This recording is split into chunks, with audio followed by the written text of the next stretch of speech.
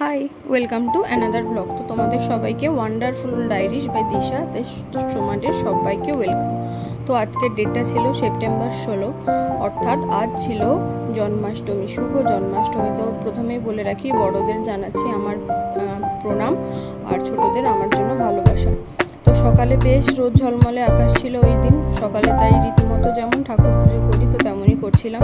তো ঠাকুর পুজোর জোগাড়ও করছিলাম। তো আমাদের ছাদে যে ছোট্ট একটা ছাদ বাগান রয়েছে, তো সেই ছাদ বাগানে দেখেছো অনেক ছোট ছোট অপরাজিতা ফুল হয়েছে, তো সেগুলোই তুলে নিয়েছিলাম। অনেকগুলো গাছে ফুল ধরেছিল, কিছু ফুটেছিল আর কিছু আধ ফোটা ছিল। তারপর একটা একটা তুলে নিয়ে তারপরে এই দেখেছো তো এই ফুলটা ঠিক কী বলো তো, এই মুহূর্তে আমি ঠিক মনে করতে পারছি না, জানি না নয় কিন্তু মনে করতে পারছি না যে আরেকটা ফুল দেখো খুব সুন্দরভাবে ফুটেছে। আমি অর্ধেক ফোটাতেই আমি ওখান থেকে তুলে নিয়েছি। তো ঠাকুরের বাসনগুলো ধোয়া হয়ে যেতে ভাবলাম যে রাত্রে যখন পুজো হবে তো এখনই কিছু একটু জোগাড় করে রাখি। তো একটা একটা ঠাকুরকে নামিয়ে রাখলাম, স্নান করিয়ে নতুন পোশাক পরিবর্তন করে দিয়েছি। সেটাই তোমাদের সাথে শেয়ার করব। তো কি সকাল থেকে আমি কি কি করি ওই দিন, মানে কিভাবে আমি আমার বাড়ির ঠাকুরের পুজো করি, তো সেটাই তোমাদের সাথে শেয়ার করব। আর একটা কথা জানো, আমার বাড়িতে না গোপাল ঠাকুর নেই। আমাকে অনেকে বলছে যে গোপাল ঠাকুর থাকলেই নাকি বাড়িতে জন্মাষ্টমীর পুজো হয়, কিন্তু আমার বাড়িতে লক্ষ্মীনারায়ণ আছে, রাধাকৃষ্ণ আছে, তাদের জন্য কি জন্মাষ্টমীর পুজো করা যায় না? তোমরাই বলো। তো আমি ভাবলাম কেন করবো না, অবশ্যই করবো। তো গোপাল ঠাকুর তো নারায়ণ ঠাকুরই একটা রূপ, তাই না? তাই ভাবলাম কেন হবে না, করবো। তাই উদ্যোগ নিয়ে তো দিদিভাইকে দেখতেই পাচ্ছ, দিদিভাই শরীরটা অসুস্থ ছিল, তাও আমি এই কাজগুলো করিনি। এই প্রথম আমি নিজের হাতে এতগুলো কাজ করছি। তাই দিদিভাই আমাকে দেখিয়ে দিচ্ছিল আর বলে দিচ্ছিল। আমি বললাম যে না, এবারটা পুজোটা আমি নিজের হাতেই করবো, কারণ কিছু কিছু জিনিস শিখে রাখা প্রয়োজন। তোমাদের সাথে শেয়ার করছি, তো তোমরা সেটাই আমার সাথে তোমরাও দেখো যে আমি কীভাবে আমার পুজোটা করেছিলাম। প্রথমে না বিশ্বকর্মা ঠাকুরকে না তো একটা পুরোনো কাপড়টাই পরিয়ে দিয়েছিলাম। তারপর দিদিভাই বললো যে না, ওইটা না, তাই পরিবর্তন করে নতুনটা পরিয়ে দিয়েছি। লাস্টে তোমরা দেখতে পাবে যে আমি কী রঙের পোশাকটা পরিয়েছি। আর সত্যি কথা বলতে এই প্রথম আমি নিজের হাতে ঠাকুরকে স্নান করাচ্ছিলাম, এত ভালো লাগছিল, মনটা যেন ভালো হয়ে যাচ্ছিল। তাই আমি এক এক করে প্রতিটা ঠাকুরকে না আমি নিজের হাতে স্নান করাচ্ছিলাম, পোশাক পরিবর্তন করছিলাম, খুব ভালো লাগছিল। বিশেষ করে মনটা ভীষণ ভালো হয়ে গেছিলো।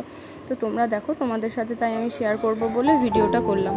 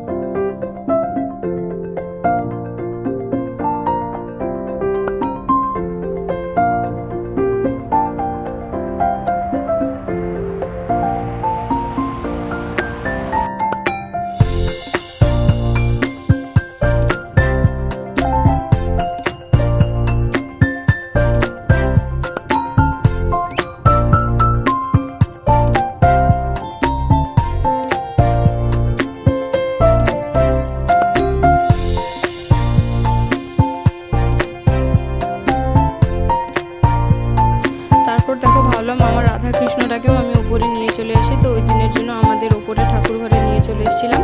তো রাধাকৃষ্ণকেও ভালোভাবে স্নান করে নিয়েছিলাম, কারণ রাধাকৃষ্ণ মানেই গোপাল, আর গোপাল মানেই হচ্ছে জন্মাষ্টমী। তো জন্মাষ্টমীর পুজোতে আমি আমার রাধাকৃষ্ণকে ওইখানে সামিল করেছিলাম। তো আমার কাছে একটা ছোট্ট মহাদেব ছিল, বাবা মহাদেবকেও আমি নিয়ে চলে এসেছিলাম, যে উনি কেন বেকার একাই বসে থাকেন, মন খারাপ করবেন, তাই উনিও আমাদের সাথে আমাদের কাজে যোগ দিয়েছিলেন। দেখেছো তোমাদের সাথে কথা বলতে বলতে আমার কাজ প্রায় শেষ হয়ে গেছে এক এক করে। এরপর আমি ভাবলাম যে এবার পুজোটা করে নিই, যেমনকার রীতিমতো পুজোটা করি সেরকমই সেদিন পুজোটাও করেছিলাম। কিছু কিছু জোগাড় করেছিলাম কিন্তু কিছু কিছু বাকি ছিল, তো সেটা তোমরা দেখতে পাবে দ্বিতীয় পর্বে। তো আজ পর্যন্ত এতটাই, মানে এই ভিডিওটা এতটাই। তো পর্ব 2তে তোমাদের আমি বাকি পুরো ভিডিওটা, পুরো পুজোর ভিডিওটা তোমাদের সাথে শেয়ার করবো। টাটা বাই বাই, দেখা হচ্ছে নেক্সট ভিডিওতে।